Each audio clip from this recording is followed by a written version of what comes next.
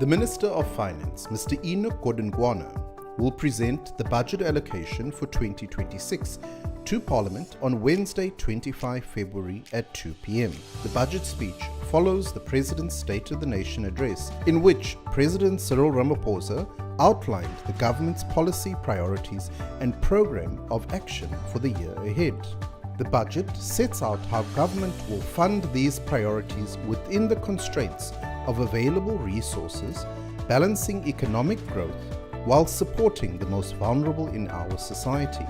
During the speech, the Minister will outline government's key financial, economic and social commitments as well as planned expenditure priorities. He will also present a detailed spending plan, including proposals for revenue collection to fund government interventions. The Minister will introduce the Appropriation Bill and table the Division of Revenue Bill, which Parliament will process in the months ahead. The budget process remains one of Parliament's most critical tools for exercising oversight over the executive. Watch the budget speech live across Parliament's platforms from 2 p.m. Nandilindele ubana avule opportunity abantwana abangaphangeliyo youth. Sibaninzi, I think 90% wethu akaphangeli, uhleli phansi, ingahle avule imisebenzi at least abantwana bakwazi ukuziphangelelela. Enye ingase anyuse negrant yabantwana because kunabantu abangathathi intweni abaxhomekeke kwigrant, ingase anyuse nakuyo nakubantu abangakwazi ukuzenzela i-disability, ingahlanyuse nakuyo abantu abangakwazi ukuzenzela abangakwazi uphangela, ingasanyuse naphaya. Nazi into endiyilindeleyo kumphathisi.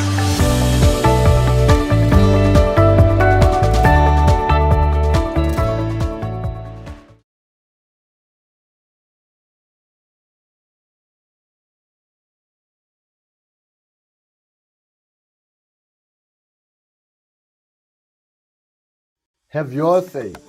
The Standing Committee on Finance and the Select Committee on Finance invite stakeholders and interested parties to submit written submissions on the fiscal framework and revenue proposals that will be tabled together with the 2026-2027 budget on Wednesday, 25 February 2026. The Money Bills Amendment Procedure and Related Matters Act Number 9 of 2009, defines the fiscal framework as follows. The framework for a specific financial year that gives effect to the National Executive's macroeconomic policy and includes estimates of all revenue, budgetary and extra-budgetary specified separately, expected to be raised during that financial year. Estimates of all expenditure, budgetary and extra-budgetary specified separately for that financial year. Estimates of borrowing for that financial year. Estimates of interest and debt servicing charges, and an indication of the contingency reserve necessary for an appropriate response to emergencies or other temporary needs, and other factors based on similar objective criteria. Submissions must be directed to the committee secretaries, Mr. Allen Wickham and Mr. Bukosi Panya.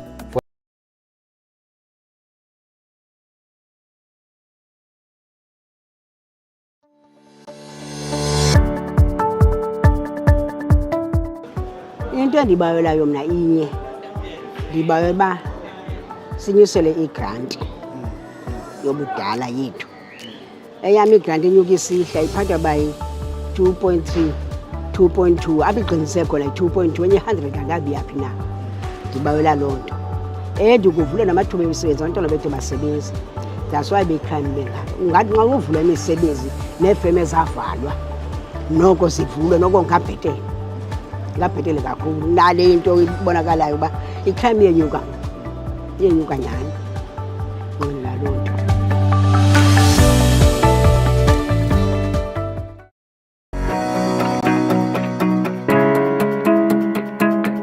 Processing of the budget is one of the most important oversight functions of Parliament. The budget reflects the choices that government has to make, and it is the tool it uses to achieve its economic and development goals. In the budget, government sets out what it's going to spend and the income it collects. which it needs to finance its expenditure. The government has to balance a wide range of legitimate demands with limited resources at its disposal. Budget oversight is intended to help government move forward to realize its goals by increasing government's accountability to its citizens. The budget process occurs over a period of about 18 months. The budget of any financial year undergoes a 4-stage process. The stages are drafting, planning and formulation, the legislative process, implementation, as well as auditing and assessment. Parliament and government departments plan the budget for months in advance for the following year, implementing the current budget while continuously monitoring it for delivery and compliance with policy and evaluating and auditing the previous year's budget. During the legislative phase of the budget, the National Assembly, the National Council of Provinces, and the provincial legislatures debate budget votes with the involvement of interest groups and civil society, the media, and the general public. This is to ensure that they reflect national priorities and accommodate outcomes and actions required by the mid-term strategic framework.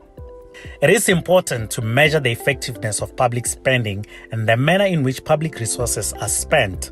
The more immediate goals are to ensure that government budget priorities are consistent with the declared policy objectives and that the financial resources allocated to priority areas are spent fully and properly.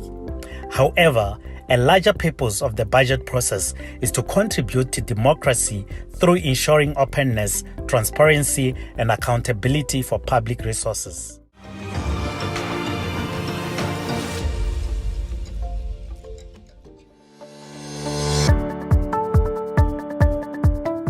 No, ngolesithathu kakusohlula imali umphathiswa bendibawela mna ukuthi ngokunokwami imbono akwazi into bangabana atshintshe mhlawumbi athobe imali kwicala lepetrol, diesel, akwazi mhlawumbi anganyusa kwicala lotywala, kwicala legrosari noko siyabetheka igrosari inyuka oko, so ingase qisa zama uthoba kwicala legrosari.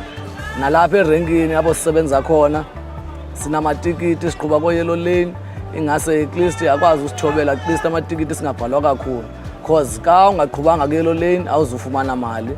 So uzawuhamba ungaqhubi ku-yellow lane then ke ngoku awuzufumana pay emlungwini.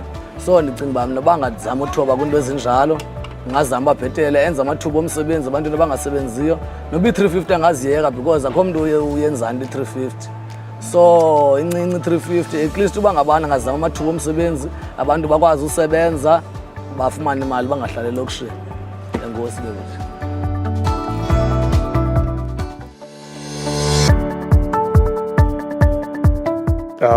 Ugogo nomusa igama uXolani wakashandu ungwane umasumpu masingasilela umfolosi umswati elokugula ngugogo nomusa umdawo kuyohluka mos apha ekunyangeni kukho amanguni kukho amandawo apha ezizweni siphuma kwisizwe thina samandawo amandawo kaMaswati Mozambique ukuya lapha phezulu apha emdaweni ke mawugulile mawuthwasile uye ubizwe ngaleli dlutu uhamba ngalo.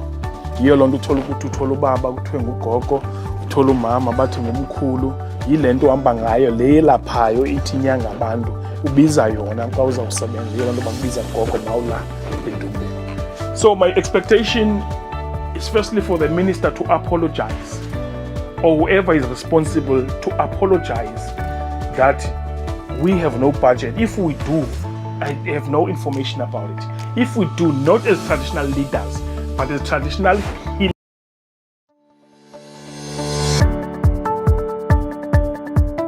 My name is Thabo, my surname is Mambane. My traditional name is Makiti, my surname is Mambane. Ndakhulela endaweni yaseMpumalanga. Ngathwasa ndimncane around 11 years. So la kule industry now I'm turning 36 years. Now it's 2026. I'm turning 36 years. Since ngathwasa ndimncane 10 years. Uhulumende wethu esimthandayo singajabula ukuthi nathi abe khona isibonelelo asibonelela ngazo singebelaphi bendabuko.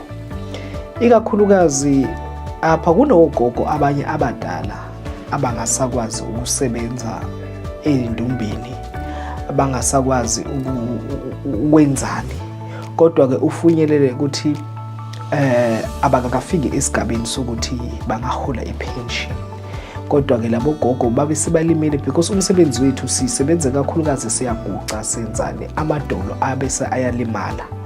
So kube khona lokuncane lokubonelelwako labantu abadzala noma even government wethu, uhulumende uma angazama ukusakhela noma ngabe indzawo leyifaka kungathiwa ngumtholampilo, which means a hospital or a clinic, lapho-ke sizokwazi ukuthi sivukele nathi sazi ukuthi kunobantu abavukela kabazi. Ngamanye amathuba omsebenzi lawo ngabangela ukuthi thina singebelaphi bandabuko singahlali noma ngabe akungeni bantu ey'ndumbini, because asisebenzi sihlalele ukubuka lokhu okufikayo okuncane, and it's not that funa aba bantu sibakhoste imali eninzi, asithole imali because nabo abaphangeli abanye babo.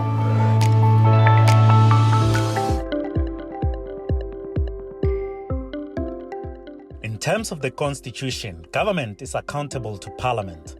Parliament, as the representative of the people, monitors and seeks to influence government policy and action through the budget. The budget is the instrument for translating policies and plans into public goods and services. Any policy or plan without a budget attached to it is unlikely to be successfully implemented. Economic success depends on the ability of government to employ limited resources with maximum effect. The role of Parliament in this regard cannot be overstated. Parliament's duty is to detect and prevent abuse, prevent illegal and unconstitutional budgetary conduct on the part of the government, make government budgetary operations more transparent, and hold the government answerable on how taxpayers' money is spent. Parliament exercises its oversight through various portfolio committees that assess the budget and other plans, as well as the performance of each department, including their financial performance, and hold them accountable. The budget process is crucial to good governance because it ensures that government expenditure remains aligned to South Africa's policy goals and objectives. What is also of great importance is that ongoing monitoring and tracking of the executive by Parliament allows for intervention in the event of wrongful expenditure and failures in service delivery. The process holds government departments accountable for their expenditure and gives Parliament and the citizens it represents an opportunity to make their own demands and interventions.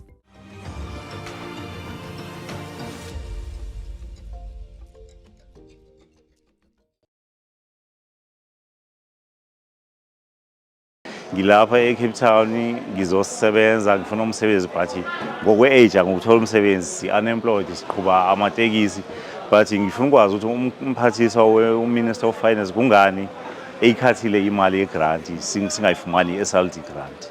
Yiloko engifuna ukwazi menze i-budget speech. Enkosi ngiyabonga.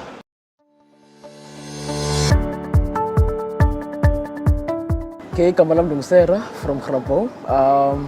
Into engathanda bonke zingenziwa kufundwe like i-business zabantu abatsha bave like i-ideas zabo, yeah, okanye babanike imisebenzi kwezi-learnership.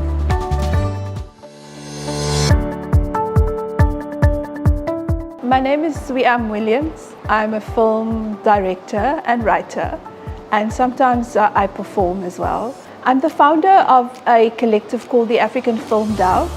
The African Film DAO represents more than 200 filmmakers from across the continent.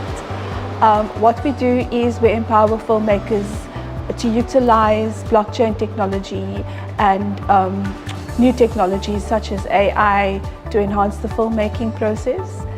I'm also the founder of the Hollywood African Cinema Connection, which is a film festival in Cape Town showcasing exclusively African films. We are connected to the Hollywoodland DAO, which was founded by Terence Winter. Terence Winter is the writer of The Wolf of Wall Street and The Sopranos, writer and producer. So our festival connects African filmmakers to Hollywood mentorship. My company is called Holocene Films. We are a film production company. However, we also have a tech wing, Holocene Labs, which works with emerging technologies such as blockchain and AI. So the biggest challenge that I find at the moment is nepotism and corruption, a lack of transparency, and a lack of competition actually. Because what we're seeing at the moment is that there's a small group of people who control the industry. And we always have to remember that despite the fact that we have a new government, the film industry in terms of the power structures who predominantly control the industry have not changed very much. And we see this kind of infiltration of power in very many of the government institutions, you know. And for me, the biggest challenge is actually black women who speak for white men. That's one of them. The second challenge would be the level of bureaucracy and the tediousness in which government processes take place, you know. And I think all of these things can be enhanced using AI and new technologies. We are now in 2026 where I believe that so many of the sluggish processes in government can be automated. And South Africa had that moment at the precipice of democracy. We had that moment where there was a keen interest in South African film. And Tsotsi is a great example of that. Tsotsi winning an Oscar, and the last Oscar, probably the only Oscar we won, right, is a great example of that, and it's based on a South African literary work. And I think it also was a definitive moment for us as a nation in terms of cinema. And I think we've declined since then. You know, the last film we had, government funded, in Cannes, I can't actually say when that was. We had a film last year in the Cannes Film Festival, although it wasn't funded by the government. I remember though, when I first started out as a filmmaker, we had a Cape Film Commission. And that was a really good time for us. It was a good era, you know. And I remember that when I made my film Hip Hop Revolution, the first grant I got was a small, I think it was like a 10,000 Rand grant or 15,000 Rand grant from the Cape Film Commission. And I then went on to get funding from the National Film and Video Foundation. That was my first film, and it won an editing award from Spike Lee. It did really well. So I think it's really important for us to re-establish the Cape Film Commission. We have Film Cape Town, and Film Cape Town has a small amount of funding, but I believe National needs to establish a film commission for the filmmakers of Cape Town. Cape Town is an incredibly divided film society. Many service productions get shot in Cape Town, and one of my struggles has been that the biggest pieces of the pie in terms of resources is allocated to the service industry, which means that when international productions get shot here, the infrastructure and support is there for those productions. But when local filmmakers from here want to make films, we do not have a film commission we can go to, like KZN, like Gauteng. So I'd like for the minister to consider this, and I don't know if it is a call from Treasury for a regional film commission to be established in the Western Cape, but it certainly is necessary. I haven't directly worked with the DTIC. There has been a huge outcry from industry at the moment due to the collapse of the DTIC rebate. And I think this rebate is important, right? The rebate is important because hundreds of film professionals are employed when international productions are shot here. So I believe those international productions are important. However, I do not think that they should overshadow the IP generated by local filmmakers. And my concern is that if this rebate is restructured, once again, it is going to predominantly see to the needs of the service industry. Whereas actually local filmmakers needs incentives to create indigenous intellectual property. And I think with the DTIC, they should allocate as much resources to local filmmaking as they do to international service productions. So the rebate in terms of treasury and finance needs to be clearly divided into a 50-50, as in 50% of this pot is allocated to ensure that we are creating indigenous IP, right? And that could be via a rebate, or it might not necessarily be a rebate. The DTIC could also look at other interventions in how they can support the industry. For example, seed funding. We could go to the IDC to get a loan, but you need that initial 10% of seed funding before you can get that loan, right? So maybe the DTIC could intervene there. Perhaps they could also look at equity investments into film, into commercially viable films.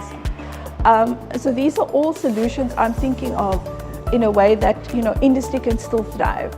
So as much as there were hundreds of crew employed on these international productions, the same crew can get employed on local productions by local directors. And by local, I'm not saying only black filmmakers or only female filmmakers. All South African filmmakers have stories to tell. And I think it should still be distributed in terms of equity, so that there are allocations made for female filmmakers and there are allocations made for black filmmakers, but not to exclude anyone either. My expectations are that I would like to see the DTIC rebate reinstituted, although I'd like to see 50% of that money allocated to creating local IP. And like I said, that it doesn't need to take a rebate format. It could also be in the form of seed funding or equity investment into indigenous IP. With regards to the National Film and Video Foundation, I don't believe they need any more money than what they already have, to be honest. What I would like to see is stricter implementation of that funding process, better evaluation panels, and for them to actually be held to task in terms of their internal management structures and how funding is allocated. I'd like to see some kind of film outreach from the Department of Science, Innovation and Technology, particularly in the area that we are working in, Web3 and AI, which opens up opportunities for companies like myself who are creating interventionist tools and strategies for the film industry. Definitely the democratic constitution has benefited me in many, many ways.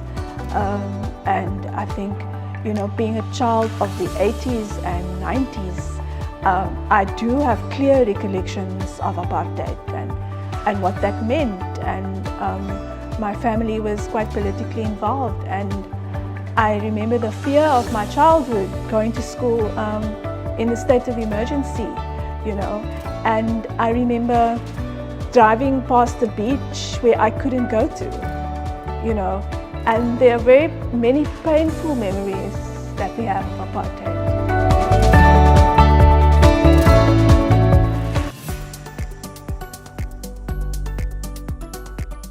Now, as you know, we always try to partner with Proudly SA to ensure and also to promote designers of South Africa. Why do we do this? To ensure that members wear local and support local. First and foremost, support young, black, up-and-coming designers. I'm very big on particularly women, but also most important, the exposure that they get on platforms such as these. But more than anything, we're at a point whereby the fashion industry in South Africa has been taken over by Shein, when we have such talent, and we need to actually, as government, think about how we're going to ensure that industries such as Shein or all the other, online buying platforms do not actually, get our young black designers and fashion makers out of business. Let's talk about this thing of textile. Yes. We train kids, we send kids to school, and some of them have done fashion design courses. How I wish that when they go out of that, they completed their studies, they can access capital so that they can order, or the government order material for them and machines, and they start producing something. For instance, if you say produce uniform for 10 schools in this municipality, and then shoes and so on, what is going to happen after he has finished designing? He is going to ask for what? Packaging. Right. Someone must bring card boxes. Right. Transport. Yes. That's another person. Value so it's a chain. Yes, the value chain. What it means to grow a local economy, and that the talent next door is as good as the talent abroad.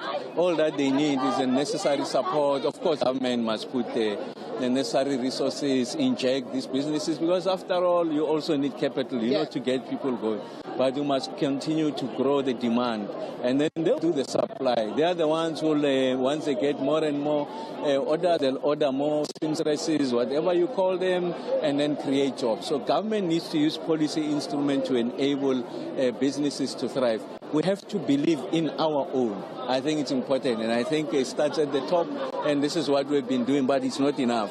I think it's important that we must continue to support it.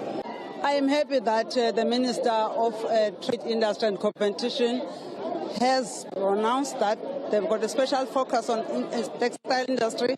As you all know that manufacturing has decreased in terms of performance, economic growth and contribution of that sector, including agriculture, is one of the areas that we are looking at. And I was happy when I was with the minister who said to us, special focus area for DTIC now is to ensure that we support the manufacturers, textile industry in particular, because it was once big.